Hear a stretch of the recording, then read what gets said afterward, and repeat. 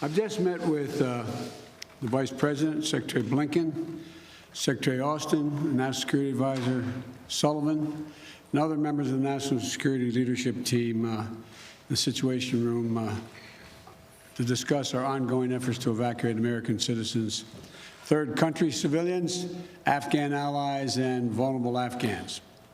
And I want to provide the American people with a brief update on the situation in Afghanistan. Since I spoke to you on Monday, we've made significant progress. We've secured the airport, enabling flights to resume. Not just military flights, but civilian charters from other countries, and the NGOs taking out civilians and vulnerable Afghanis.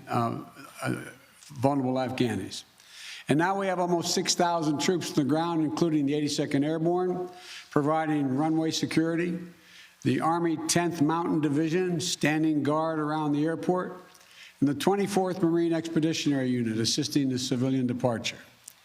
This is one of the largest, most difficult airlifts in history, and the only country in the world capable of projecting this much power on the far side of the world with this degree of precision is the United States of America.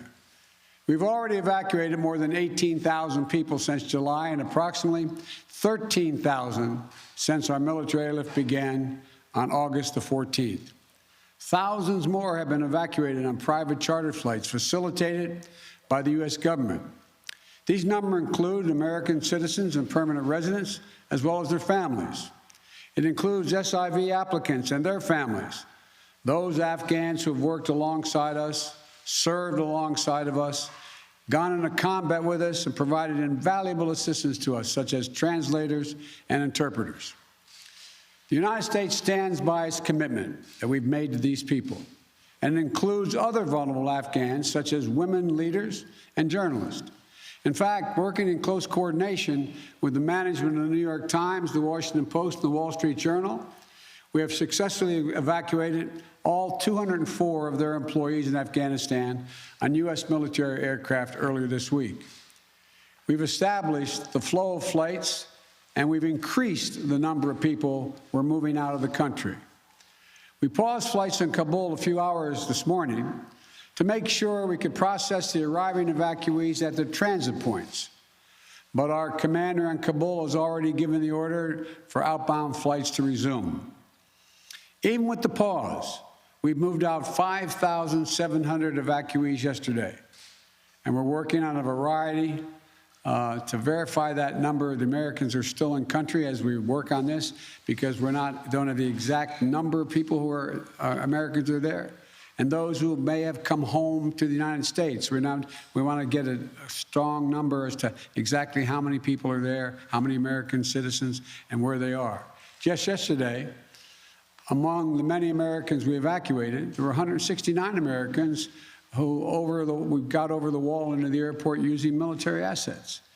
We're also facilitating flights for our allies and our partners, and working in close operational coordination with NATO on this evacuation.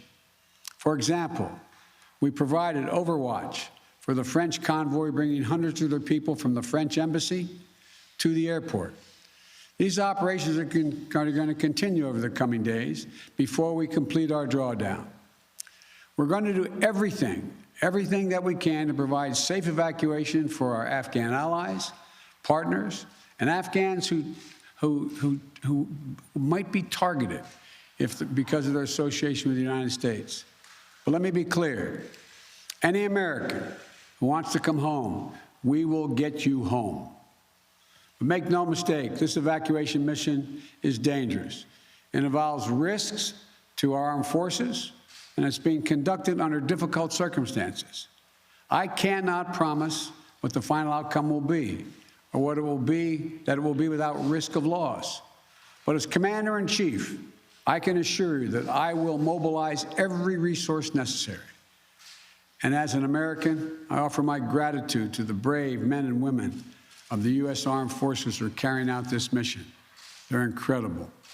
And as we continue to work the logistics of evacuation, we're in constant contact with the Taliban, working to ensure civilians have safe passage to the airport.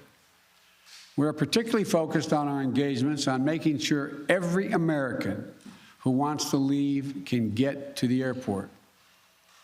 Where we have been seeing challenges with Americans, for Americans, we have thus far been able to resolve them. We've made clear to the Taliban that any attack on our forces or disruption of our operations at the airport will be met with swift and forceful response. We're also keeping a close watch on any potential terrorist threat at or around the airport, including from the ISIS affiliates in Afghanistan who were released from prison when the prisons were emptied. And because they are, by the way, and make everybody understand that the ISIS in Afghanistan have been the sworn enemy of the Taliban. I've said all along, we're going to retain a laser focus on our counterterrorism mission, working in close coordination with our allies and our partners, and all those who have an interest in ensuring stability in the region. Secretary Blinken, who's with me today, met this morning with our NATO allies in consultation about the way forward, so that Afghanistan cannot be used in the future as a terrorist base to attack the United States or our allies. For 20 years, Afghanistan has been a joint effort with our NATO allies. We went in together, and we're leaving together. And now we're working together to bring our people and our Afghan partners to safety. In the past few days, I've also spoken directly with the British Prime Minister, Mr. Johnson, Chancellor Merkel of Germany, and President Macron of France. We all agreed that we should convene, and we will convene, the G7 meeting next week, a group of the world's leading democracies, so that together we can coordinate our mutual approach, our united approach on Afghanistan and moving forward. We are united with our closest partners to execute the mission at hand. We've also discussed the need to work with the international community to provide humanitarian assistance, such as food aid and medical care for refugees who have crossed into neighboring countries to escape the Taliban, and to bring international pressure on the Taliban with respect to the treatment of Afghan people overall, but including Afghan, particularly women and girls. The past week has been heartbreaking. We've seen gut-wrenching images of panicked people acting out of sheer desperation. You know, it's completely understandable. They're frightened, they're sad, uncertain what happens next. I don't think any one of us can see these pictures and not feel that pain on a human level. Now we have a mission to complete in Afghanistan. It's an incredibly difficult and dangerous operation for our military. We have almost 6,000 of America's finest fighting men and women at the Kabul airport. And we're putting their lives on the line, and they're doing it in a dangerous place to save other Americans, our Afghan allies, and citizens of our allies who went in with us. You know, I talk to our commanders on the ground there every single day, as I just did an hour or so ago. And I made it clear to them that we'll get them whatever they need to do the job. They're performing to the highest standard under extraordinarily difficult and dynamic circumstances. Our NATO allies are strongly standing with us, their troops keeping sentry alongside ours in Kabul, as is the case whenever I deploy our troops into harm's way. I take that responsibility seriously. I carry that burden every day, just as I did when I was vice president and my son was deployed to Iraq for a year. There'll be plenty of time to criticize and second guess when this operation is over. But now, I'm focused on getting this job done. I would ask every American to join me in praying for the women and men risking their lives on the ground in the service of our nation. As events evolve over the coming days, my team and I will continue to share the information and update the American people on exactly where things are. We'll use every resource necessary to carry out the mission at hand and bring to safety American citizens and our Afghan allies. This is our focus now. And when this is finished, we will complete our military withdrawal and finally bring to an end 20 years of American military action in Afghanistan. Thank you. May God bless you, our troops, and our diplomats, and all those serving in harm's way. And now I'll take questions. AP, Zeke Miller. Thank you, Mr. President. You now that your election is ushering an era where people can count on America to live up to the promises. You promised to leave Afghanistan, but you also promised not to help to bring out those who helped America in its war effort. We've seen these heart-wrenching images at the Kabul airport of people trying to get there, say nothing of the people who can't get to that airport. You made the commitment to get American troops out, to get American citizens out. Will you make the same commitment to those who assisted in the American war effort over the last 20 years, number one?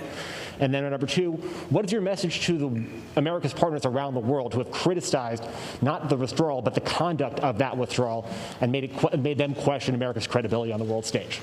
I have seen no question of our credibility from our allies around the world. I've spoken with our NATO allies. We've spoken with NATO allies, the Secretary of State. Our National Security Advisor has been in contact with his counterparts throughout the world and our allies, as has the General, I keep calling him a General, but my Secretary of Defense.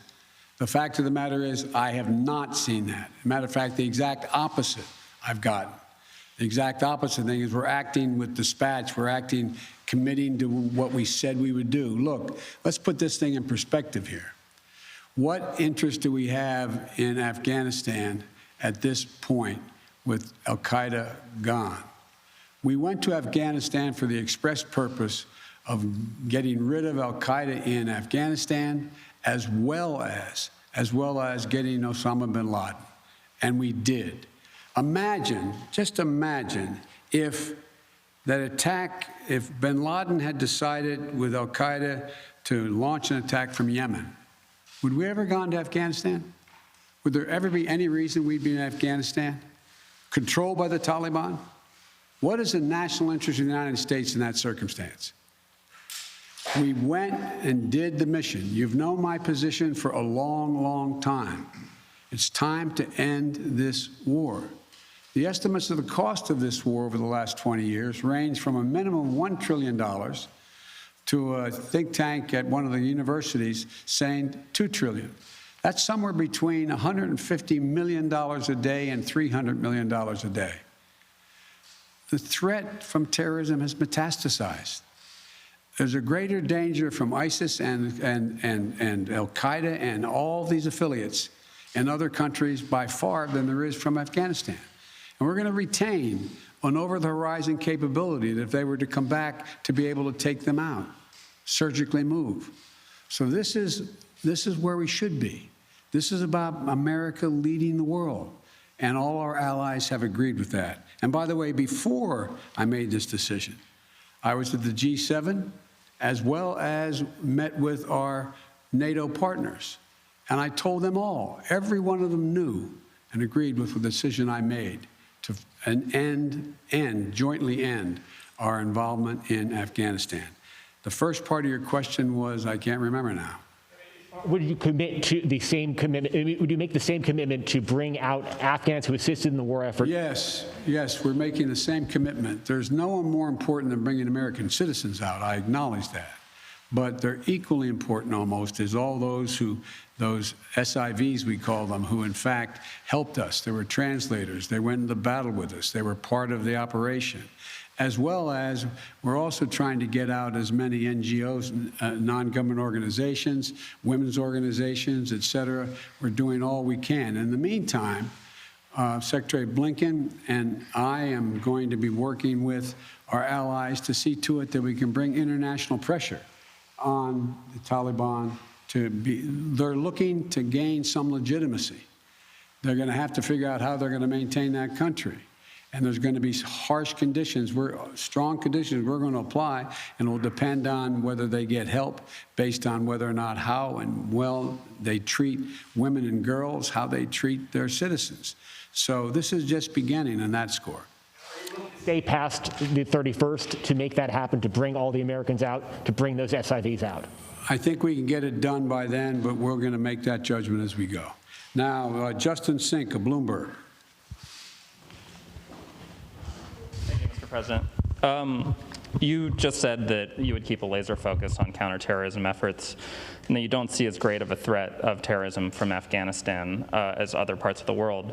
But if you and your administration so badly misassessed how quickly the Taliban would sweep through Afghanistan, and we no longer have an embassy there from which to run intelligence operations, how can you at all be confident of your assessment of the risk of terrorism and the ability of the U.S. to conduct over-the-horizon missions to keep it in check?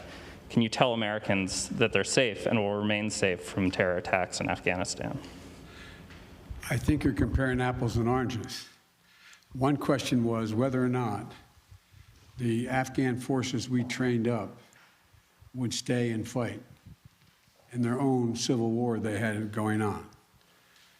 No one, shouldn't say no one, the consensus was that it was highly unlikely that in 11 days they'd collapse and fall and the leader of Afghanistan would flee the country. That's a very different question than whether or not there is the ability to observe whether or not large groups of terrorists begin to accumulate in a particular area in Afghanistan to plot against the United States of America. That's why we retained an over-the-horizon capability to go in and do something about that if that occurs. But in the meantime, we know what's happened around the world.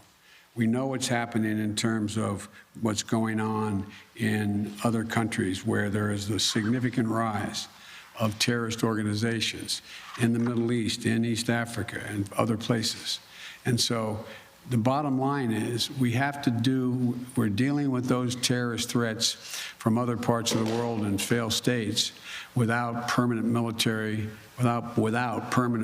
presence there. We have to do the same in Afghanistan. Sir, just on that initial assessment, we learned over the last 24 hours that there was a dissent cable from the State Department. Sure. Saying that the Taliban would come faster through Afghanistan. Can you say why, after that cable was issued, the U.S. didn't do more to get Americans out? All kinds of cables, all kinds of advice. If you notice, it ranged from this group saying that they didn't say it'd fall when it would fall, when it did fall, but saying that it would fall, to others saying it wouldn't happen for a long time and they'd be able to sustain themselves through the end of the year. I made the decision. The buck stops with me. I took the consensus opinion. The consensus opinion was that, in fact, it would not occur, if it occurred, until later in the year. So it was my decision. Now, my next is Stephanie Ramos, ABC. Thank you, Mr. President. Two questions for you. The military has secured the airport, as you mentioned, but will you sign off on sending U.S. troops into Kabul to evacuate Americans who haven't been able to get to the airport safely? We have no indication that they haven't been able to get in Kabul through the airport. We've made an agreement with the Taliban thus far. They've allowed them to go through. It's in their interest for them to go through. So we know of no circumstance where American citizens are carrying an American passport or trying to get through to the airport. But we will do whatever needs to be done to see to it they get to the airport.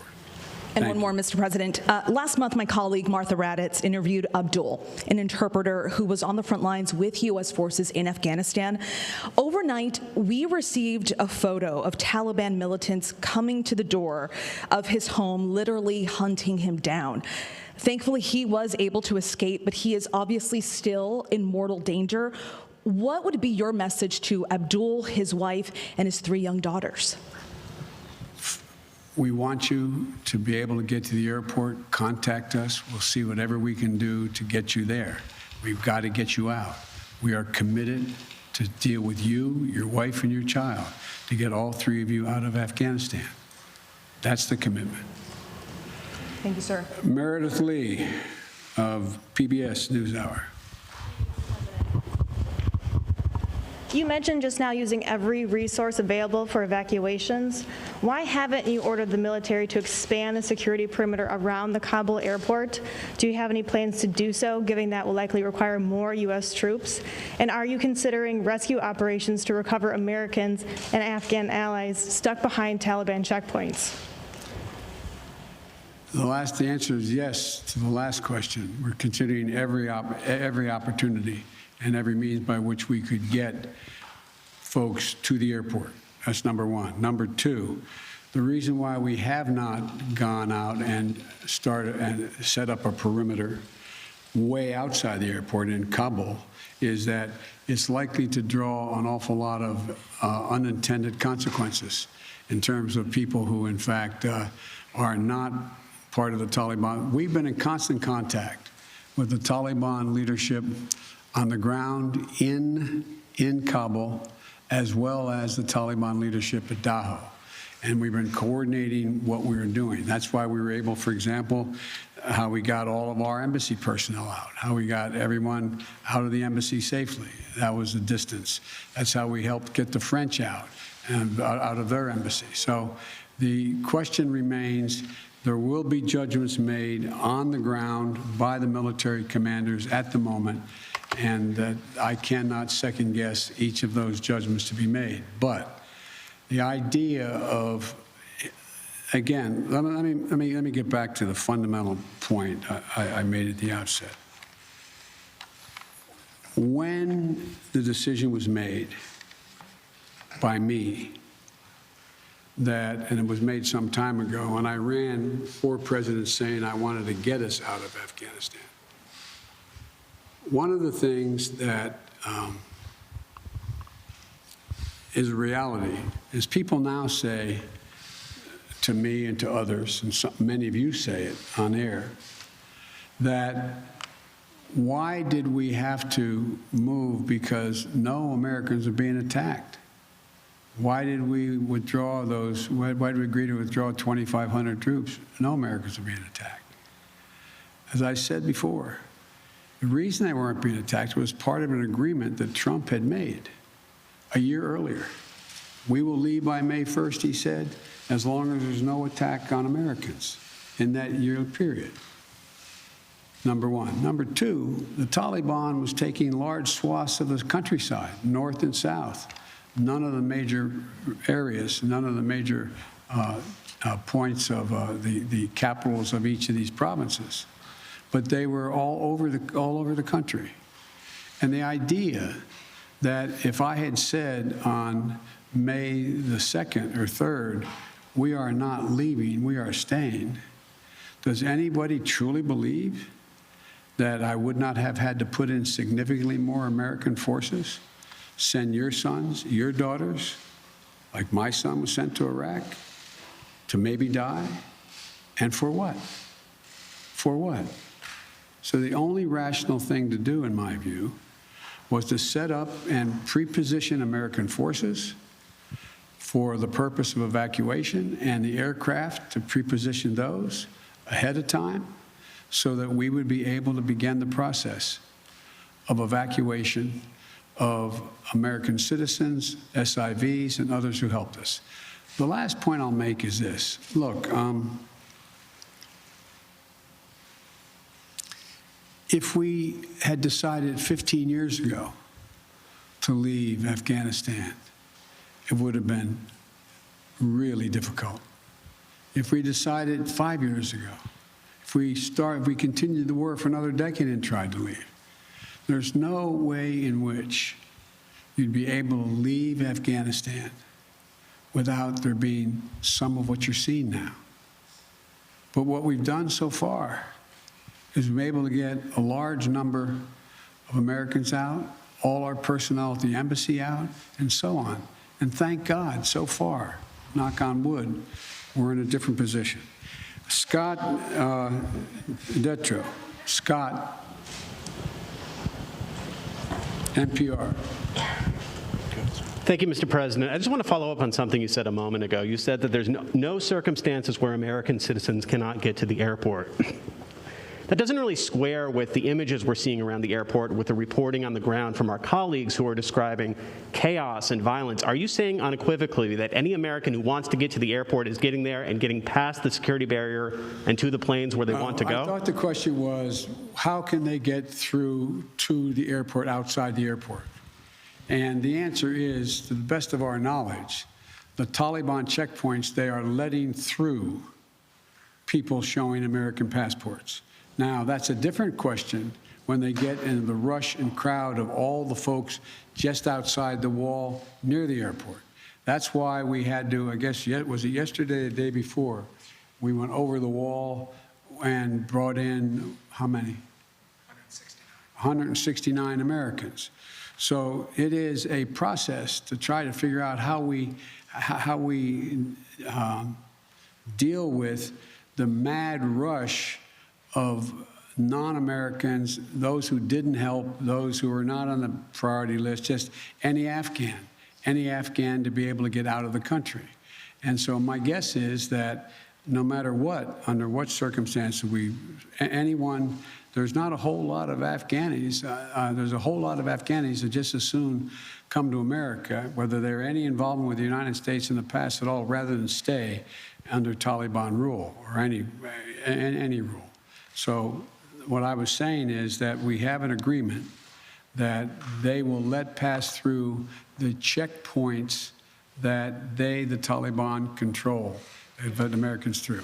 But given this, given the negotiations with the Taliban, the scenes that we're seeing, can you just fully explain why the plan wasn't to go ahead with these evacuations of both Americans and allies before the drawdowns began, before Bagram was closed, looking back several months? Because whether it was now or several months from now, there seems to be a broad consensus that the Taliban would make these gains, and these would be needed at some point. Well, yeah, at some point. But the point was that although we were in contact with the Taliban and Doha for this whole period of time, at some point wasn't expected to be the total demise of the Afghan National Force, which was 300 persons. Let's assume the Afghan National Force had continued to fight and they were surrounding Kabul. Be a very different story, very different story. But the overwhelming consensus was that they were not going to collapse. The Afghan forces, they were not going to leave. They were not going to just abandon and then put down their arms and take off. So that's what happened. Thank you very, very much. Thank you. Why do you continue to trust the Taliban, Mr. President? Why do you continue to trust their pledges, Mr. President Joseph R. Biden providing an update on what he called, quote, significant progress in his administration's efforts to evacuate both Americans and its Afghan partners from this chaotic situation unfolding in Afghanistan. Two headlines saying, quote, promising that any American who wants to come home, we will get you home. The second headline coming out of the president's update, there will be plenty of time to criticize and second guess when this is over, but the president saying that he is focused for now on the mission of getting everybody out. Let's head out to Major Garrett on the north lawn of the White House. Major, we've talked about tone. The president has been criticized since Kabul fell about the tone that he took. Did you detect any change, significant change this afternoon? The president was more effusive and leaning into the idea that these are heartbreaking and gut-wrenching images. But he also said there really was no alternative. This was going to happen at one point or another when the hard evacuation of America began. There's a couple of phrases that also stuck out to me, Jim. One, the president saying, as you noted, substantial progress. If there's ever been a phrase uttered about Afghanistan for the last 20 years by successive American presidents, it's been substantial progress being made. And rarely did that actually fit with the facts on the ground. There's that gap now as well, because you can't look at these images and say, wow, this looks like a substantial progress situation. The other thing the president said that I think is worth noting, that the U.S. government is in constant contact with the Taliban, meaning the Taliban essentially exercises some measure of veto control over the passage of Americans to Kabul airport and Afghans trying to make it to that same airport, meaning the United States government essentially has to ask permission of the Taliban to get Americans and Afghan allies out of that country. Major Garrett at the White House. Major, thank you. Let's head over to the Pentagon and David Martin. David, what struck you from what you just heard? Well, the president also mentioned the other threats in Afghanistan, specifically the other terrorist threats from groups like ISIS and al-Qaeda. most of the really bad actor terrorists that were captured in Afghanistan during the course of this war were being held at a prison at Bagram Air Force Base, which fell to the Taliban shortly before Kabul fell. And when that base fell, the prison was opened up, and all those hardcore terrorists are back on the street, and they're not necessarily looking to help the U.S. do anything about ending its adventure in Afghanistan. Just imagine a suicide bomber in the midst of those crowds at the airport. Scary situation to contemplate. David, thank you. Our coverage continues on our 24-hour streaming service, CBSN. You can watch it at cbsnews.com or download our CBS News app on your cell phone or connected TV. There will be more on your local news and tonight on the CBS Evening News. This has been a CBS News Special Report. I'm Jim Axelrod in Washington. Good day. For news 24 hours a day, go to cbsnews.com.